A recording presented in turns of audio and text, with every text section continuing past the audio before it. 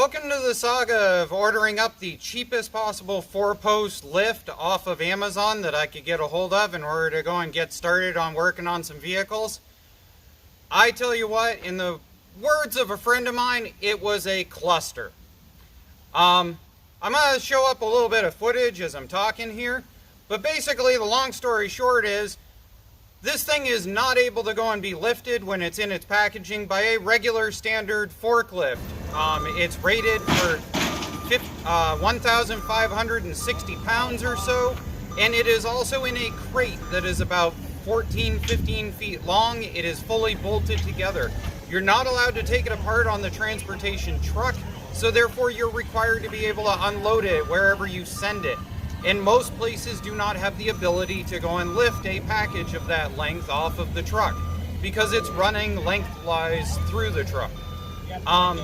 What we ended up having to do, as you'll see in this piece of clip, is we had to actually have it delivered to a depot so that they could come out with a forklift and try about 3 different methods before we finally managed to load it onto the giant car trailer that we had. Then we had to go and bring it home, and we had to physically get it unloaded. So, as far as getting it set up was concerned, once we finally got it home, these posts are actually pretty easy to move. I'm a 200-pound man. I can lift it by myself. I'm going to bet that they're probably about 80 pounds a piece. Each one of these end pieces is by itself. I'm going to bet they're probably somewhere in the range of about 120 pounds or so. If you're any decent with a barbell, you can lift it. The issue is you've got to get it all the way up to the tops of these in order to get them loaded in, and you've got to do both sides at the exact same time. You're going to need 2 people, or you're going to need a forklift or something along those lines. I'm 6 foot. Having just a milk crate got me just barely tall enough that I was able to get up and reach the top and slide them down. The other thing that I discovered is the white pieces that are in these for guides as they run down through. They're actually very straight. There's no bezel to the edges, so getting them in the top really sucked. Also, as far as the ramps go, the drive-on section, the one behind me was actually liftable with 2 people. This one, on the other hand, the hydraulic ram is actually inside of it. It's a pulling ram. It is open on one side to the air, the other side is the pull side. This required a skid steer for us to be able to lift and move. Otherwise, I am quite sure it would have taken at least 4 decent-sized guys to put in place. Otherwise than that, we'll walk around, I'll talk to you about a couple other things, and we'll demonstrate it. Hi, John, what do you think?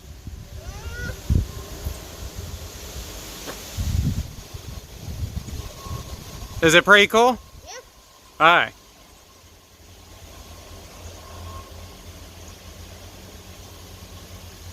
Alright, so while John's up there, right now we've got it at about half height.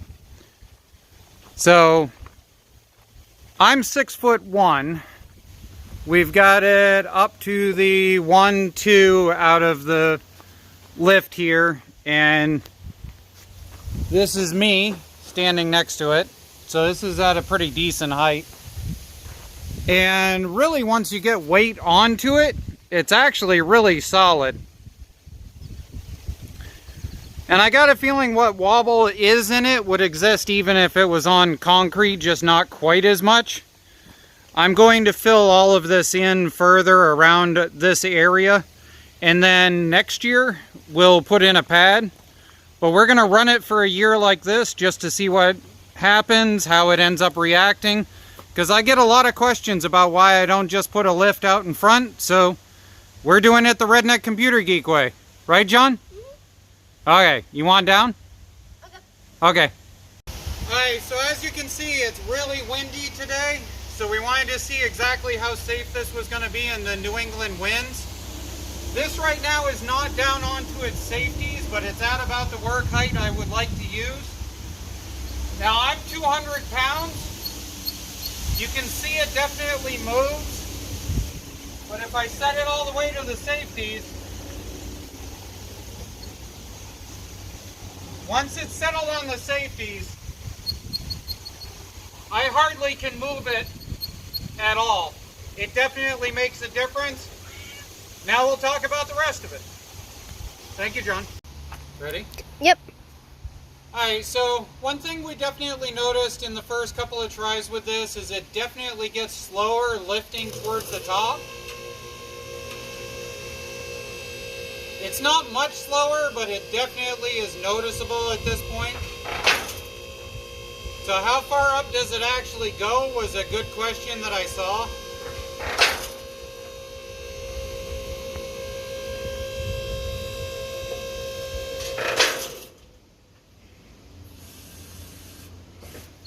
So this is the highest that the safeties go. And that comes out at 68 inches tall. Now how high does it actually go is something different because it's got a full height that it goes to for storage.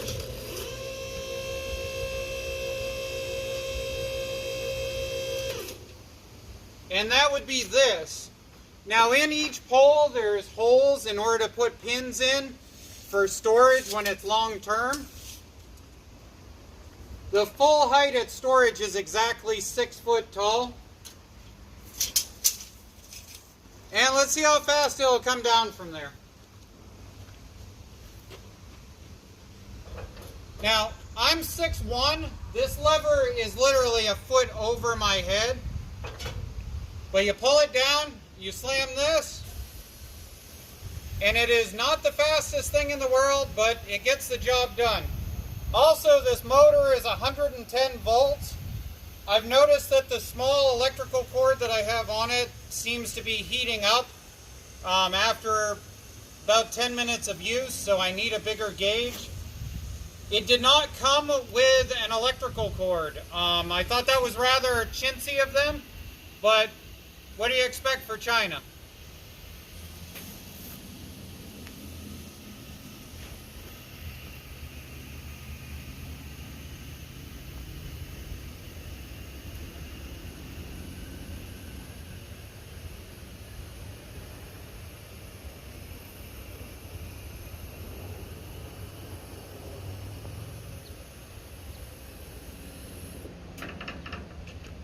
And there we are. So in loading my girlfriend's Equinox, I've run into an issue that I wanted to point out, and it's that on first attempt of loading it, I ended up coming over on this edge, and because of the way these are mounted here, it actually tipped the whole thing and caused it to catch the undercarriage on the car. When I tried to load her truck, which is a large lifted truck with 2-inch spacers in the wheels, I found this to also be the same issue. This right here really should have been all the way out to this edge in order to give support when it came down, and it's not. So if you catch any decent amount of tire off to that edge or the inside edge, it tries to roll the entire ramp up and catches.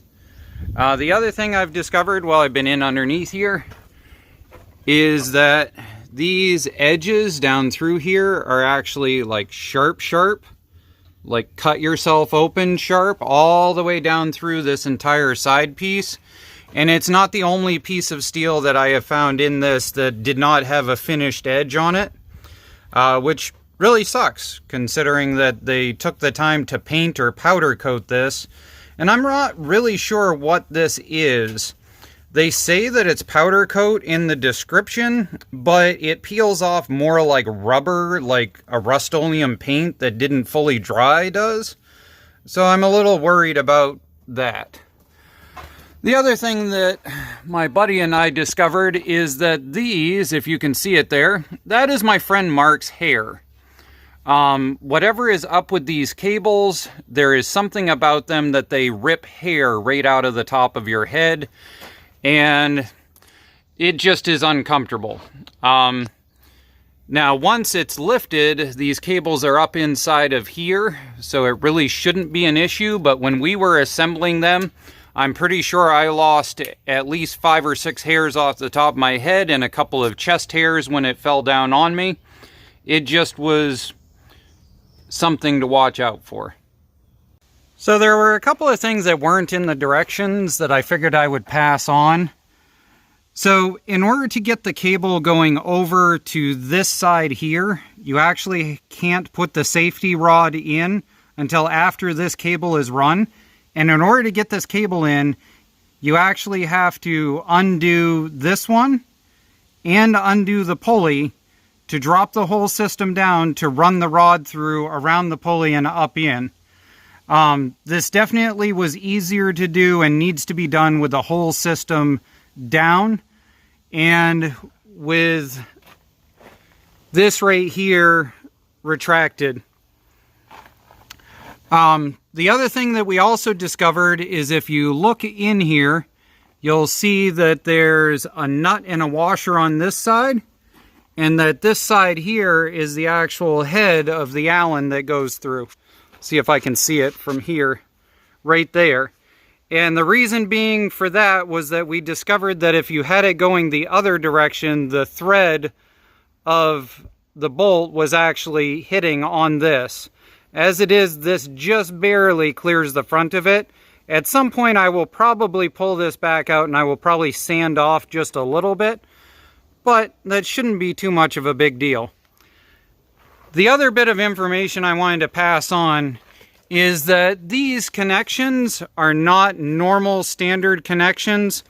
They're M16 by 1.5 that goes into this, and also this other end is M16 by 1.5. You can special order on Amazon the adapter in order to go to an AN fitting, which is what I will probably do in order to upgrade this hose, because I don't exactly like the way it feels in the quality. It's sketchy. The other thing is that this button up here is all plastic. It's not metal, and it just feels really chintzy, so I will probably end up upgrading that later. But that's minor. And also, I'm going to probably put a dedicated line here at some point coming off there and over to the garage once I'm sure that this is exactly where it's going to stay. That's part of the reason why it's on these, is because I need to make sure that I have access to get my Monte Carlo out of here eventually, and I definitely have enough height, but I'm trying to decide whether I want it this close to the garage, or whether I want it closer, or whether I want it further away. And that's the reason why we've got it set up the way we do right now. So there we go. That's the whole setup. That's all the stuff that I wish somebody had told me was going to happen. We just got done ripping the bed off of Jesse's truck using the lift. That video's over on RCG Racing pretty soon. But if you have any questions, feel free to get a hold of me. My email address will be down in the description of this video. You're more than welcome to go and send me an email about it. Have a good day. Fuzz. Say bye, Fuzz.